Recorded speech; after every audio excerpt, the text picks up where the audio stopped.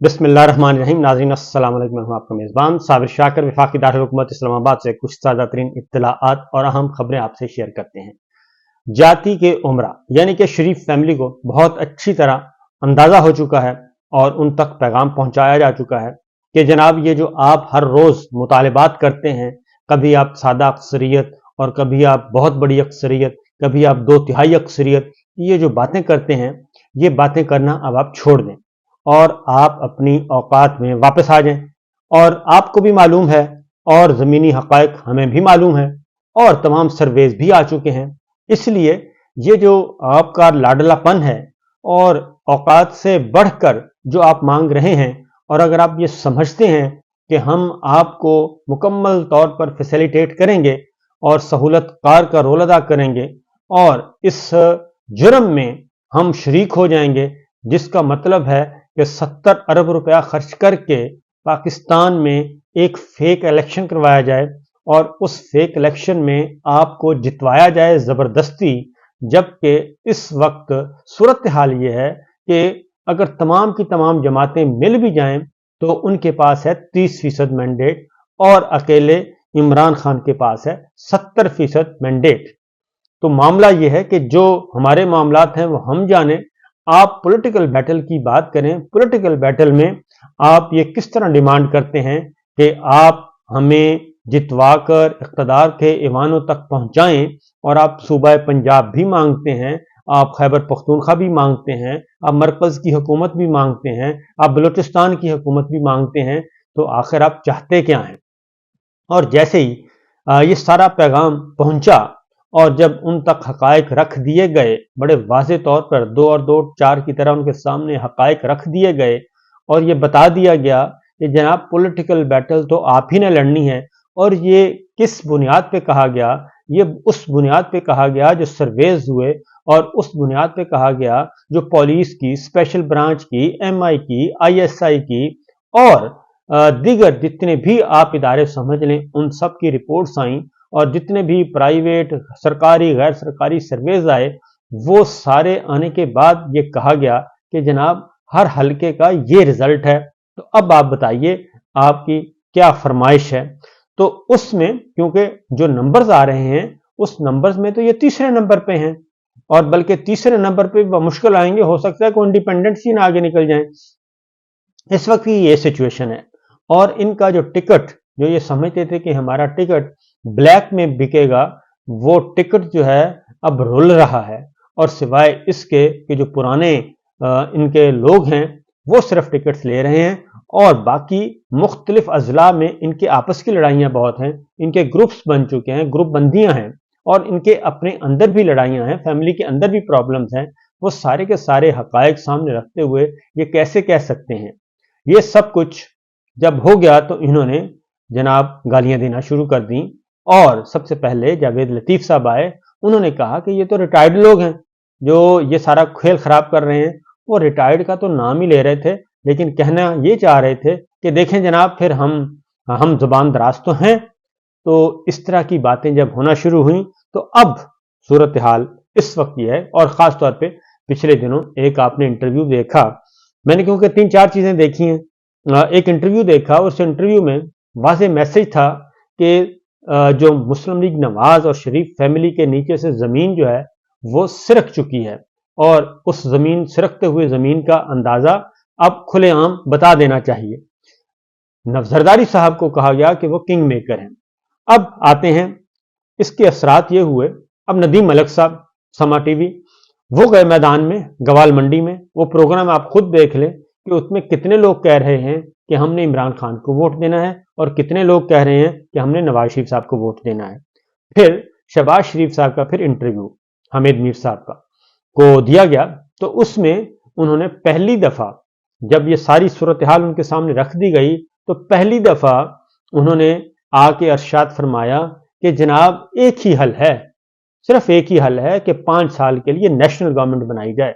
वो national government नहीं, वो कह रहे थे कि 5 साल की एक फेक गवर्नमेंट बनाई जाए, नेशनल गवर्नमेंट, और उसको कौमी हुकूमत का नाम दिया जाए, और हम सबको इक़्तिदार की बंदर बांट में शरीक किया जाए, बिल्कुल इसी तरीके से जैसे 9 और 10 अप्रैल की दरमियानी शब جو تحریک عدم اعتماد آئی، اس عدم اعتماد کے نتیجے میں جو کہ رجیم چینج آپریشن تھا بیسیکلی، اس کے نتیجے میں جیسے 15-20 جماعتوں کو پہلے اکٹھا کیا اور ہمیں کھل کھیلنے کا موقع دیا، اسی طرح کا موقع اب ہم دوبارہ دے دیں۔ اب یہ ان 16 مہینوں میں، کیونکہ یہ تو آئے تھے ماسٹر پلیئر کے طور پہ، اسحاق ڈار صاحب آئے تھے ماسٹر پلیئر بن کے کہ جناب وہ اسحاق ڈار کا انتظار ہو رہا ہے۔ انصار عباسی صاحب نے لکھا تھا کہ تیری یاد آئی، اور وہ تیری یاد ایسی آئی کہ 16 مہینوں میں انہوں نے ملک کا بیڑا غرق کر دیا، اور وہ اکانومی کے نمبر ہمارے سامنے ہیں۔ یہ میرے سامنے پاکستان میں عالمی بینک کے ڈائریکٹر کی ایک رپورٹ پڑی ہے، اور اس تازہ شمارے میں جو پالیسی ویژن لکھا گیا ہے، پالیسی ویژن کے نام سے مضمون، اس میں کہا گیا ہے کہ پاکستان کا موجودہ اقتصادی ماڈل کام نہیں کر رہا، اور ملک میں غربت میں کمی، پیش رفت اب مخالف سمت کی طرف جا رہی ہے، اور ترقی کے فائدے ایک چھوٹے سے اشرافیہ طبقے تک محدود ہو گئے ہیں۔ اشرافیہ کسے کہتے ہیں؟ مراعات یافتہ طبقہ، جو اوپر بیٹھا ہوتا ہے، جو ہر حال میں اس نے مراعات یافتہ ہی رہنا ہے۔ اس کو سیاسی اور غیر سیاسی اشرافیہ میں سارے آ جاتے ہیں، خواہ وہ کاروباری ہیں، خواہ وہ جاگیردار ہیں، خواہ وہ سیاستدان ہیں، خواہ وہ جرنلسٹ ہیں، جو اوپر کا طبقہ ہے، مہا اوپر کا طبقہ۔ انہوں نے کہا جی کہ جتنا بھی فائدہ ہے ترقی کا، یہ صرف ایک چھوٹے سے اشرافیہ طبقے تک محدود رہ گیا ہے۔ اور ان کی تعداد کتنی ہے پورے ملک میں؟ ان کی 25 کروڑ کی آبادی ہے۔ 25 کروڑ میں ان کی تعداد 1 لاکھ سے زیادہ نہیں ہوگی، 1 لاکھ سے زیادہ نہیں ہوگی، جو پاکستان کے وسائل جو ہیں اس پہ قابض ہے، اور ان وسائل کا فائدہ صرف اس 1 لاکھ لوگوں تک پہنچ رہا ہے۔ بن حسین نے لکھا ہے کہ اس بات پر وسیع اتفاق ہے کہ ایسی پالیسی کو تبدیل کرنے کے لیے کارروائی کی ضرورت ہے جن سے ترقی متاثر ہوئی، صرف چند افراد کو فائدہ ہوا اور بہت اتار چڑھاؤ اور کم ترقی ہوئی۔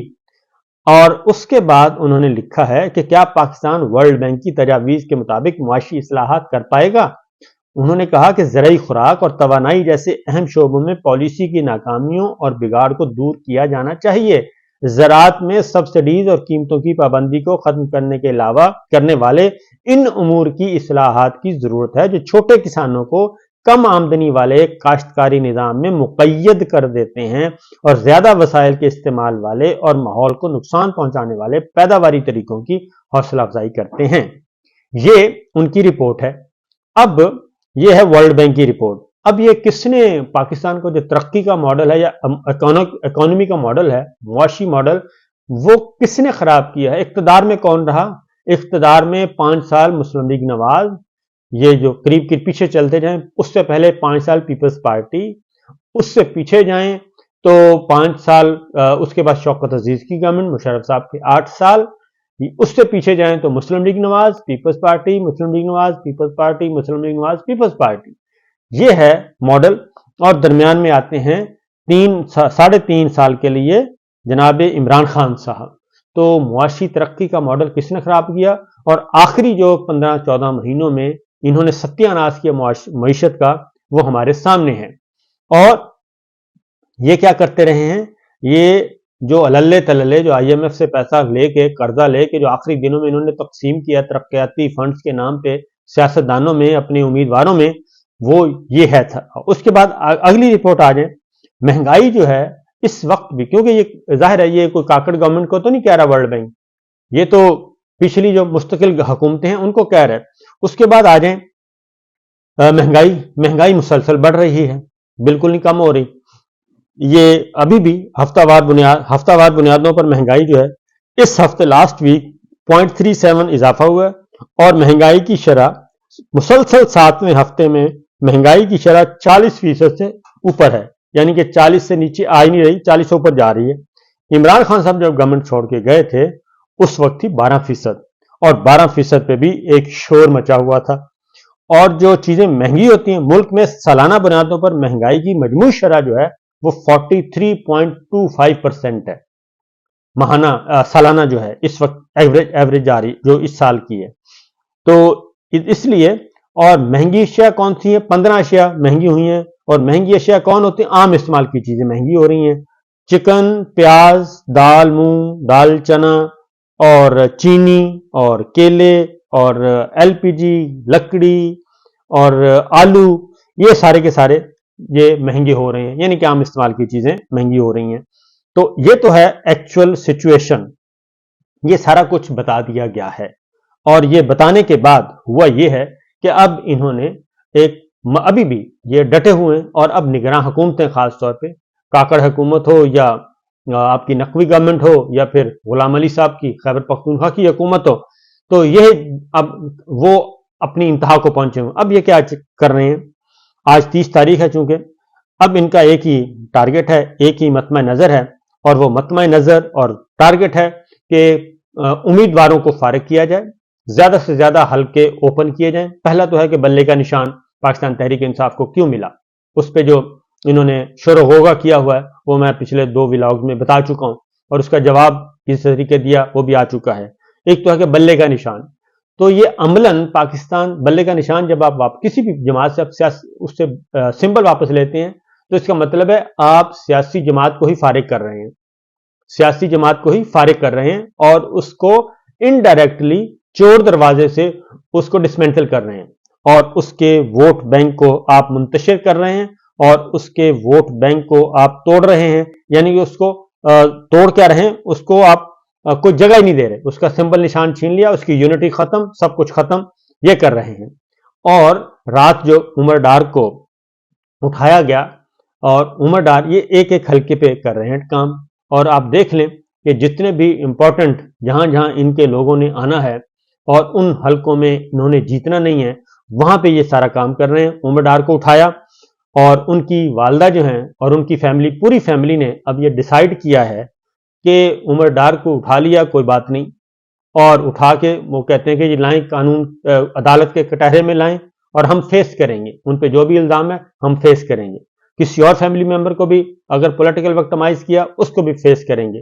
ان کی والدہ کا پیغام بھی آ چکا ہے، اور انہوں نے کہہ دیا ہے کہ یہ صرف اور صرف مجھے دستبردار کروانا چاہتے ہیں الیکشن سے، تاکہ خواجہ آصف صاحب کے لیے ماحول جو ہے وہ سازگار ہو اور ان کے لیے میدان خالی ہو. کیونکہ معاملہ یہ ہے کہ گوال منڈی میں اگر نواز شریف صاحب نہیں جیت سکتے، اور شہباز شریف صاحب اور مریم صاحبہ اور حمزہ صاحب لاہور میں ان کو خطرہ ہے، اور شہباز شریف صاحب کراچی کی سیٹ محفوظ کرنے کے چکر میں ہیں، کیونکہ وہ بھی کراچی کی سیٹ، کیوں کراچی کی سیٹ؟ اس لیے کہ وہاں پہ ایم کیو ایم ان کا ساتھ دے دے، اور ایم کیو ایم ساتھ دے اور ٹھپے پہ ٹھپے لگوائیں ادھر، اور زرداری صاحب بھی خاموش رہیں، پیپلز پارٹی بھی خاموش رہے، اور وہی بات کہ ہم آئیں سب مل کر اس ملک کھاتے ہیں دوبارہ سے. اور نیشنل گورنمنٹ، انہوں نے کہا جب حامد میر صاحب نے ان سے پوچھا کہ نیشنل گورنمنٹ کا مطلب تو پھر ساری جماعتیں تو پاکستان تحریک انصاف کو نہیں، پاکستان تحریک انصاف کو نہیں ہونا چاہیے اس میں، کیونکہ وہی تو مسئلہ ہے. تو مسئلہ وہ نہیں ہے. پھر اسی طریقے سے مولانا فضل الرحمان صاحب نے جو غیر رسمی گفتگو کی ہے، اس غیر رسمی گفتگو میں بھی بتا دیا کہ جناب ان کے ساتھ تو ہاتھ ہوا تھا. حالانکہ مولانا اتنے سادہ نہیں ہے، مولانا نے ماشاءاللہ بھرپور، بلکہ وہ مسلم لیگ نواز اور پیپلز پارٹی تو کہتی ہے کہ جناب وہ تو گورنمنٹ ہی ہماری نہیں تھی، وہ تو مولانا صاحب کے مزے تھے.